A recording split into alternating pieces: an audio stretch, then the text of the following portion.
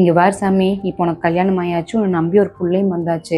நீ எந்த முடிவு எடுத்தாலும் அவகிட்ட கலந்து பேசிட்டு தான் எடுக்கணும். ஏன்னா எந்த பொண்டாட்டி தன் புருஷன் கெட்டு போகணும்னு எதுவும் சொல்ல மாட்டா. என்ன, அவ எப்படி என்னையும் அப்பாவையும் மரியாதையோட நடத்தணும்னு நீ நினைக்கிறியோ அதே மரியாதை நீ அவங்க அப்பா அம்மா கொடுக்கணும். அவங்க பிள்ளை பார்த்து பார்த்து வளர்த்தி தன் பிள்ளைக்கு எது செஞ்சாலும் சிறப்பாக தான் செய்யணும்னு சொல்லி உன் கையில் அவளுக்கு கொடுத்துருக்குறாங்க.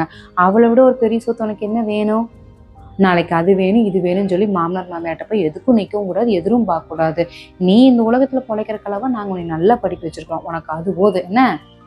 உன்ற தங்கச்சி இப்போ வந்து வீட்டில் எப்படி பார்த்துக்கோன்னு நீ எதிர்பார்க்குறியோ அதே மாதிரி உன்ற பொண்டாட்டி நீ நல்லா பார்த்துக்கோணும். அவ பண்ற தப்பெல்லாம் பெருசுபடுத்தி பேசாம அவ பண்ற சின்ன சின்ன விஷயத்தையும் ரொம்ப பாராட்டி பாரு, உன்னை தலையில வச்சு கொண்டாடுவா. எனக்கு கிடைச்ச புருஷன் மாதிரி இந்த உலகத்துல ஒருத்தருக்கும் கிடைக்காதுன்னு. கல்யாணத்துக்கு அப்புறம் பிள்ளைங்க மட்டும்தான் அட்ஜஸ்ட் பண்ணி போகணுங்கிறது ஒன்றும் கிடையாது. 2 பேரும் அட்ஜஸ்ட் பண்ணி போங்க, 2 பேரும் நல்லா சந்தோஷமா வாழுங்க. ஒரு சந்தோஷமான வாழ்க்கையை விட இந்த உலகத்துல எதுவுமே பெருசு கிடையாது. சரியா?